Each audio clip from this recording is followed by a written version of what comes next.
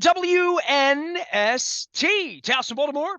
And Baltimore Positive. I've got the new logo up on the screen, the 25th anniversary. I'm tinkering with our slogan, whether it's still alive at 25, alive in 25, alive despite of a lot of things at 25. But either way, Baltimore Positive is alive and well. We're back from the beach. We were at Mako in Ocean City. You'll be hearing lots and lots of that stuff this week as I sat with everybody from the governor down to the mayor and senators and delegates and council people and Republicans and Democrats and friends and foes. All brought to you by the Maryland Lottery, where they reported a whole bunch of money and earnings for the state. I had John Martin and Seth Elkin on about that as well. We're going to be at Pappas next Tuesday, the 29th, with our friends from Window Nation, 866-90 Nation, as well as this guy. I don't know what I did with the crab mallet. I think I left it in my bag. Leonard Raskin is here. He is Raskin Global. I mentioned you a couple times because you have beach property in Delaware and the tax thing in Ocean City. And I had Carl Anderton on, who's definitely on your side of the political fence from Wicomico County. Had a long conversation about him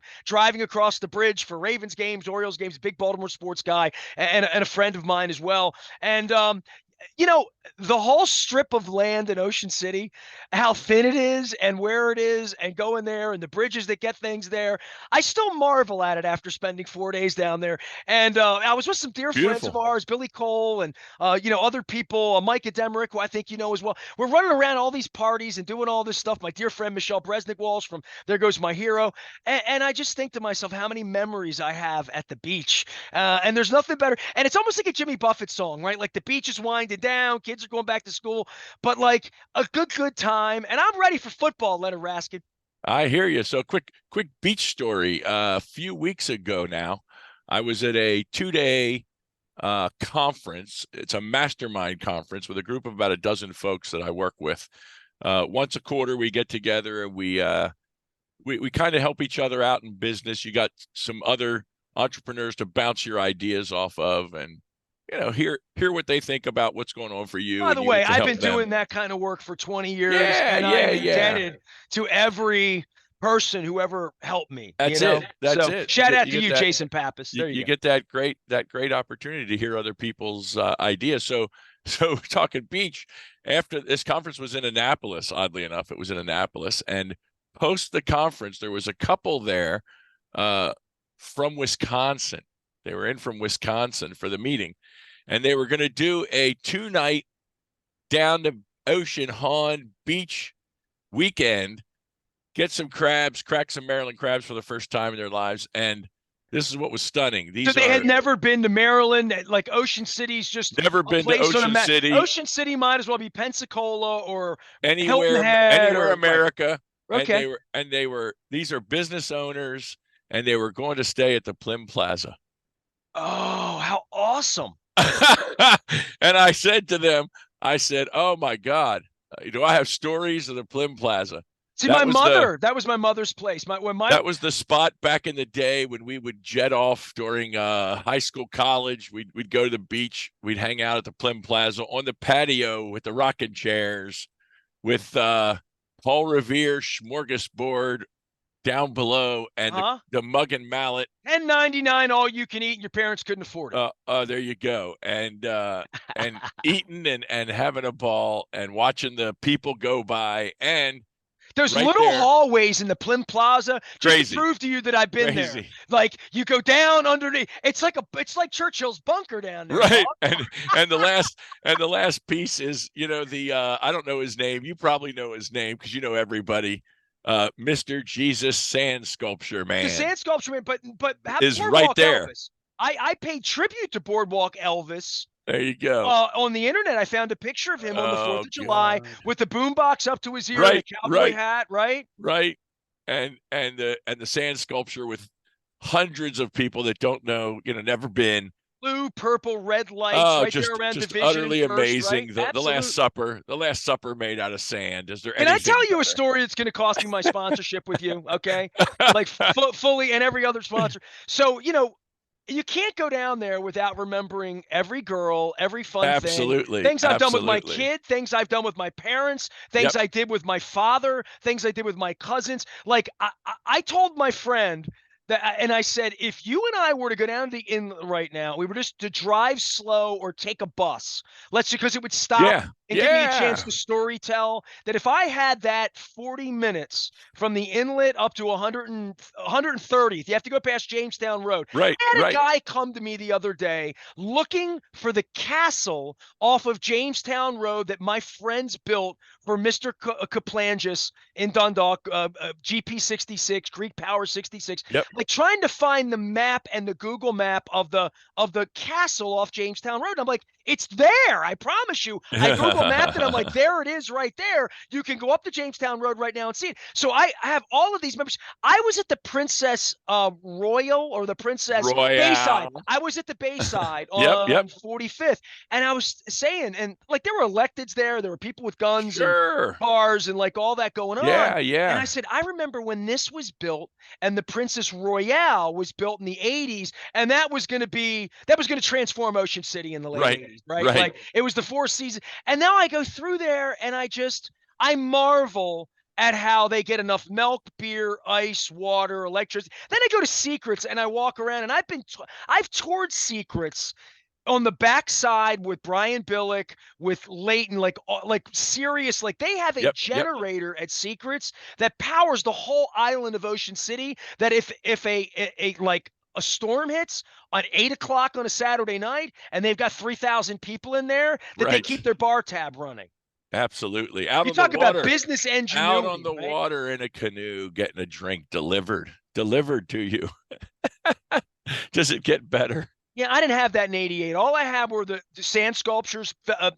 Boardwalk Elvis, right? Yep. And Yep. always the Scopies, right? The little Of Scopie course. Of photographers, course. Do they even do? They don't do that anymore, they do do they? that. Of course they do that. They still do? Listen, my son I haven't been made a there living for in a 3 long time. summers back in the aughts. He and his wife was then his girlfriend. They lived above Shenanigans in the Yep. Shoreham Hotel, Yep. same hotel that Tommy Conwell admitted that he lived in, and a lot of students have lived in. And Ralph Sure. Sapia's family, my local lawyer here, dear friend of mine. Ocean City has all of this incredible, like rich history that Oh when you yeah. sit and talk to people about it, it's one. And I thought of Batman, and I Yeah. didn't. Here's the weird thing, Leonard. I spent 72 hours in Ocean City. I never was on the beach, and I was only on the beach side of the coastal highway one time for a cocktail party for an hour at the Holiday Inn. Every other minute I spent was on the bay side, and not Yep. in a bikini. I mean, I just worked and worked and worked, and then I drank and then I left, and that was the end. Well, I'll So, tell you, I have a client who's lived there their whole lives, not in Ocean City, but in Delaware, but okay. forever. And he and his wife were, this is, my God, he's 70, so this would have been 50 years ago ish.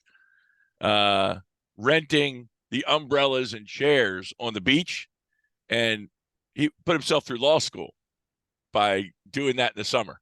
Well, my Standing up, son, he standing did up the Scopies and then umbrellas wound up at Secrets. and chairs. Like it's Secrets, pretty girls. And I was going to take a picture, one of the prettiest girls I've ever seen in my life, coming up for Scopies at Secrets at a bar at 10 o'clock at night.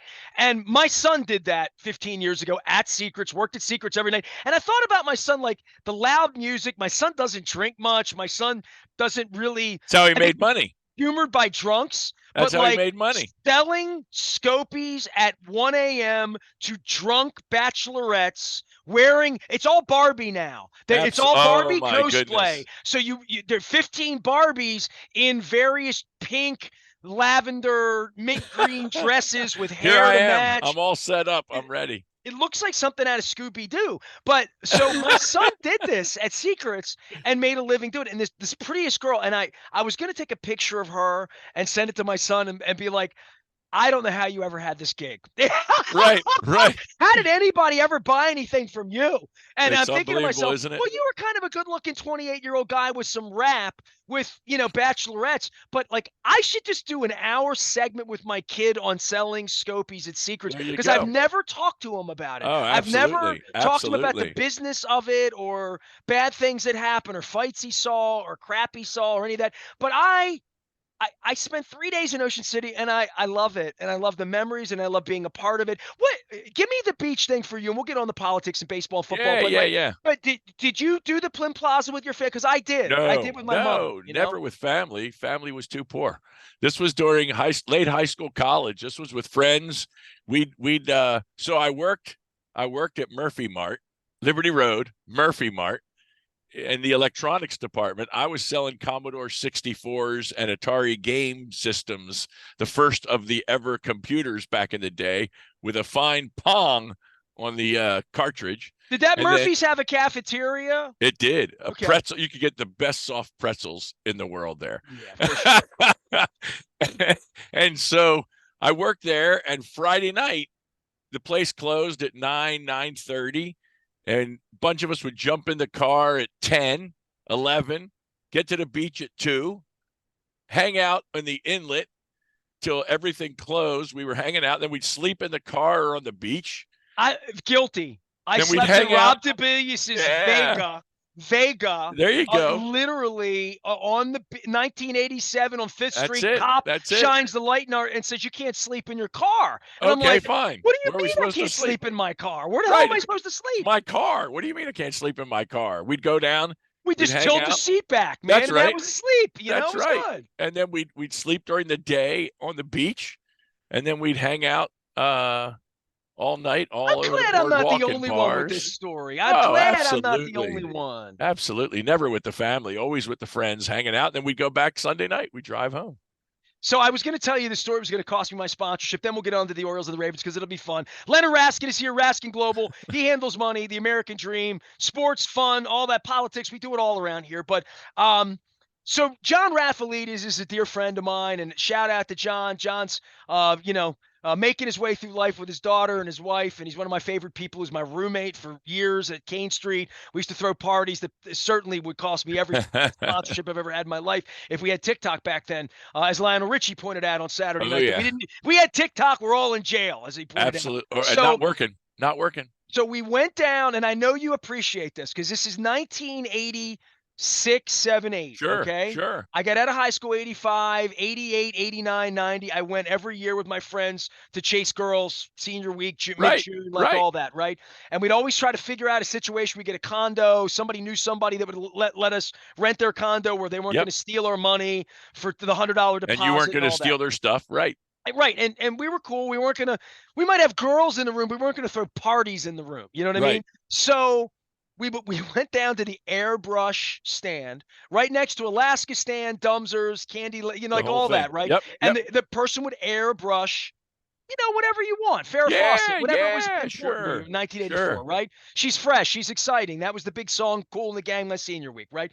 So we got this idea to have boobs spray painted on our white t-shirts.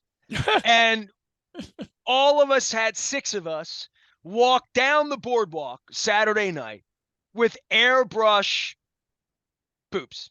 So this got everybody smiling, right? Of Like course, you're of just course. walking. So it was just an entree to meet people, Yeah, of course. So I still People have the talking. shirt, and my buddy John Rath, my wife thinks it's hilarious but scary, right? Right, So I'm like, it was the 80s, man. It was right, 1987. You wanted to right. meet girls. You wanted to make people laugh. I guess it was more of like a comedy thing than it was anything at Of all. course, of But of course, course. the dudes from Philly would come down and like try to squeeze, and Yeah, you're always doing defense. So we right. learned how to not do that. But that's my story. It's going to cost me my sponsorship and my whole No, future. But it's it was great stuff. 36 years So ago. I have You know, remind me next time we're getting together to bring my Scopies. I've still got some I have scopes. my Scopies too from Uh 88. so I have some scopes, and I guess it was 2 years ago ish now. My birthday week, one of the guys that I was at the beach in a scope with, I guess he took it apart, shot the picture of the scope, put it on Facebook. Yeah, I did the same thing. I have my Scopie Hysterical. up from the summer '88. Hysterical. If I can find, I mean, what do? You Google the word Scopie? I mean, is that what you I do don't to know. find your I stuff? I don't mean, know. I Yeah. have no idea. Leonard Raskin is here. So I sat with all sorts of politicians, all sorts of things. I tell you what, Leonard, the one common denominator just on federal money and fixing the city and all this stuff was the Baltimore part of the Baltimore Orioles, right? Yeah, So how whether about I'm that? sitting with Ben Cardin, whether I'm sitting with Wes Moore, and I did, and the Yeah, stadium and the yeah, lease, everybody's talking about the lease, everybody's talking about the team.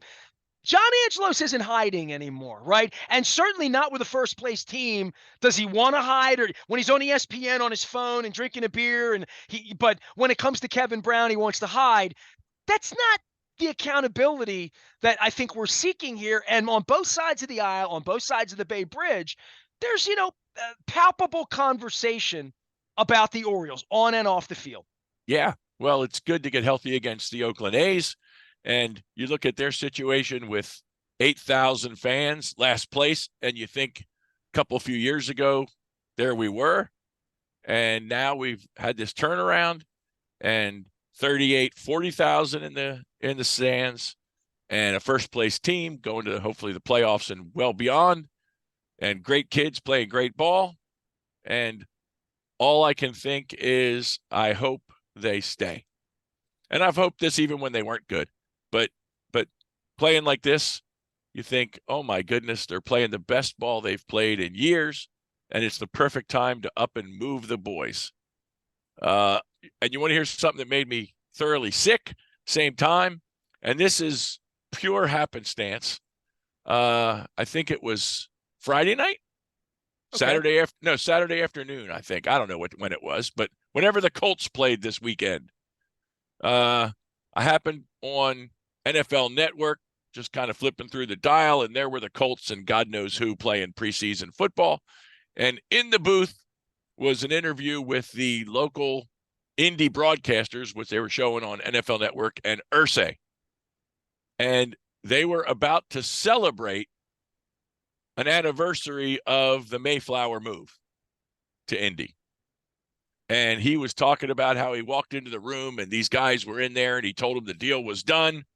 And in the middle of the night, the trucks were coming and they were moving the team to Indianapolis, and how great the support is, and that they were going to have a big celebration of that event coming up, the Well, anniversary we did that. We of did that that to event. Cleveland. I mean, in No, the I end, get it. right? I get it. And But that's what but the league that's what the business of the no, I league get it. has Absolutely. forced. Absolutely. And well, theirs was a little more hidden and sudden than Cleveland was, I think. And then all I could think while I was watching the O's batter the A's was, they want to be Vegas. And fifth inning of the game, the whole crowd, 8,000 strong, is screaming, Oakland A's, stay in Oakland, stay in Oakland. And they're looking to move to Vegas. And And it's you got amazing how Masson presents that over the weekend, and there's no mention of any of that. There wasn't no even a mention of the mention. lease. No mention of the There lease. also wasn't a mention of the Oakland A's facing elimination on August 20th, too, right? It Right. was literally their Well, elimination game. It didn't happen until the eighth inning. Kevin Brown wasn't going to talk about it because he'd be suspended for another 2 weeks. Yeah, I mean, it's What's just he going to say? That was us 2 years ago, 3 years ago, it the really last is 10 gross when years, you peel back the the last onion of that 15 part of the years. broadcasts. It really is. It's weird. Yeah, I mean, you're not saying anything wrong. You're talking honesty. Look where we've come. Look how far we've come with the team that's now running, the group that's running the team, that's in charge, that's picking the players, that's making things happen. And look where we are from where we were. We were this team in the not too distant past. And look at where we are. And now they're looking at moving, and look at where we are. And let's hope that that doesn't befall us. And that's an easy conversation on the air that just isn't allowed to be had. Well, it can be had here, and it was had on and off the air in Ocean City last weekend with Yeah, all but of I'm these saying it can't be electeds. had on the Orioles broadcast. I No learned way. a lot. I learned a lot over the weekend. So I'll share a few things I learned in regard to Yeah. Nashville, right? Yeah. Several people came to me and said the Nashville thing, like, if that's John's dream, that's his dream. If that's Major League Baseball's dream, that's their dream. That's great. They have a little minor league park there, et cetera, right? The difference here is there's $600 million on the table. There's no state. There's no group in any other state. And the reason it works in Maryland is because Baltimore is so centric, and you can get David Trone and Carl Anderton and people in Chris Field and people on the Eastern Shore and people even in Silver Spring and Montgomery County to understand like the Orioles are important to Baltimore, right? And like we have Hopefully. to do this mafia thing where we give $600 million of public money to a billionaire just for like to keep the sacred ground here, right? So keep their business here. And we've already done that with the football owner. The baseball owner is waiting in line. In places like Tennessee, they don't work that way. People in Memphis don't want to do anything to help people in Nashville. People in Knoxville don't want to do anything to help people in Nashville. And there's a whole, like, as much as it might be black, white, east, west, Republican, Democrat, in some places it's a non-starter.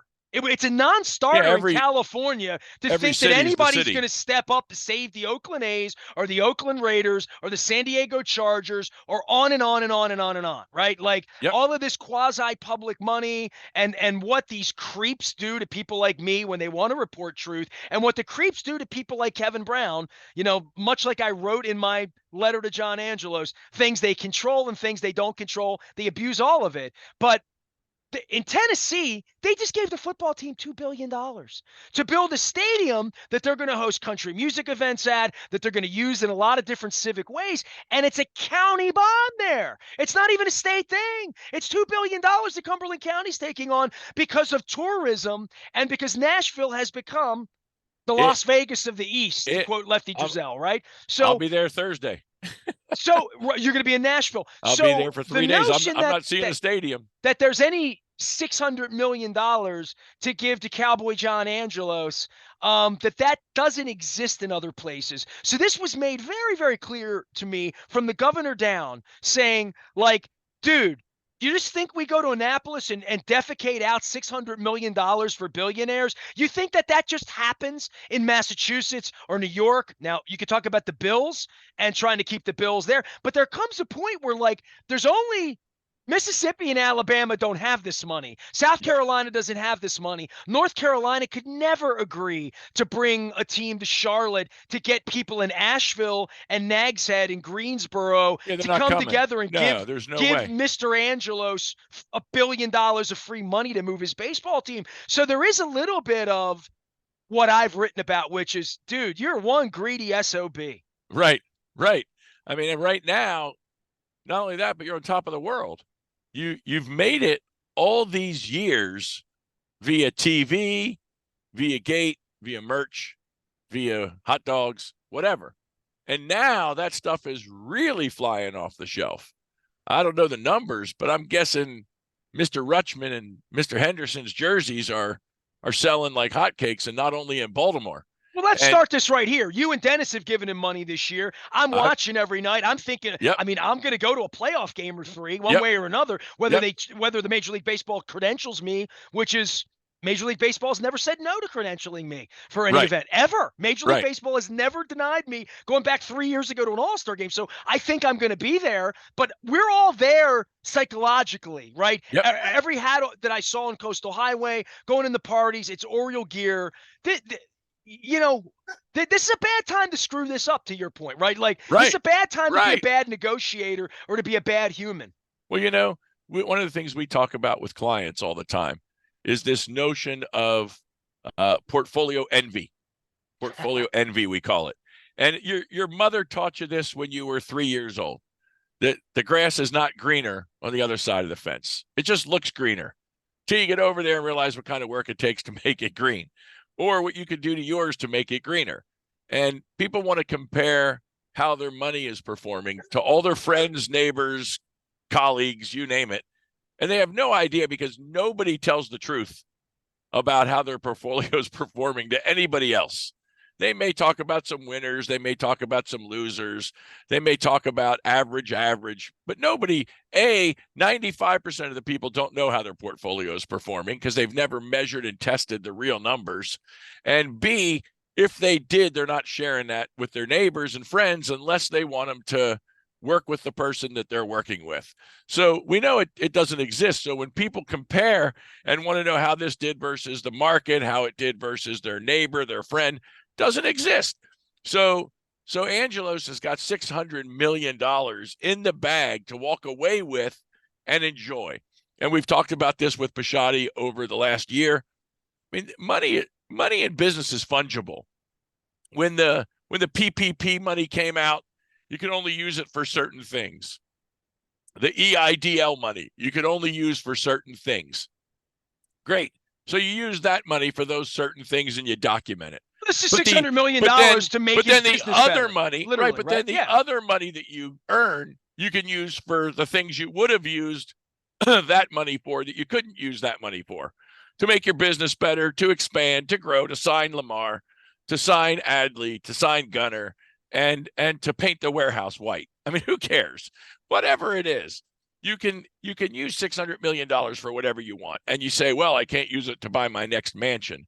Well, of course you can, because you just take money out of the team that you weren't going to use for stadium improvements because you got $600 million from the state. How hard is this to have a good life? It's free money. And if $600 million doesn't buy you enough, shame on you. My goodness. Come on, man. This is ridiculous.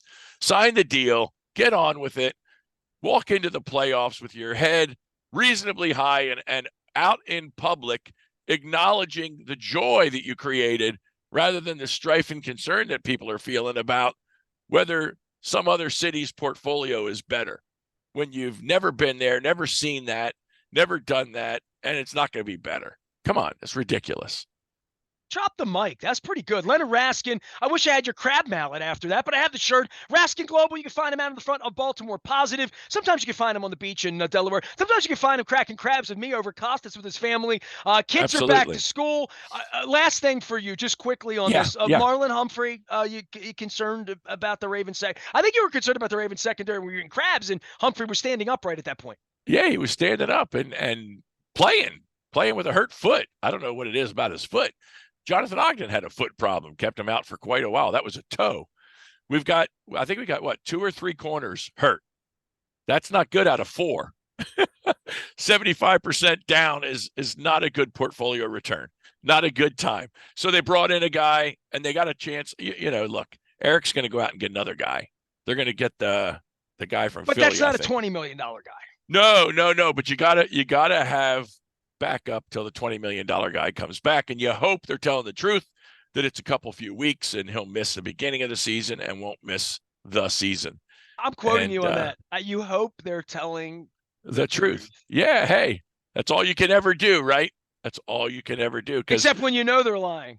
Right. Well, then you know, but here you don't know unless you're his doctor. Right. And I don't think his doctor's talking. Well, time will tell. And right. The fact that they're hopeful, good. That makes me hopeful. If that's what they want us to be, is hopeful. Right.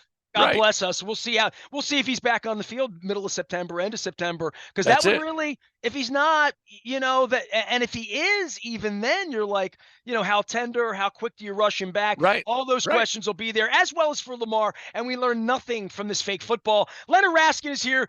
He learns a lot about money and can help you live your American dream, maybe teach you a little bit more. You can learn more at RaskinGlobal.com. You can also find him at Baltimore Positive, and maybe even next week at Pappas, your favorite crab cake. We're going to be down at Glen Burnie with Anne Arundel County Executive Stuart Pittman, who I did not sit with, but I did run into over the weekend. I'm looking forward to visiting with him down in Glen Burnie. Leonard, rest up. We got a long homestand here. We got football right in the right out the headlamps here. We're 2 weeks out on the Houston Tech. It's a good thing they're starting against Houston. Get off to a good start.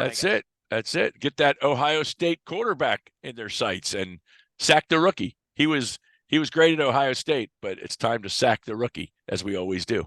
You're only a Buckeye for a limited time. We will be down at Pappas, all brought to you by our friends at the Maryland Lottery. I'll have these to give away in the bar right on Ritchie Highway, the 50th anniversary of the Wishbone. And I big appreciation to Maryland Lottery and our friends at Window Nation for sponsoring us back out on the road. The Maryland Crab Cake Tour rolling into September. We'll be at Fadley's on the 15th of September to kick off football season as well. I am Nestor. We are WNST, AM 1570, Towson, Baltimore. And we never stop talking Baltimore Positive.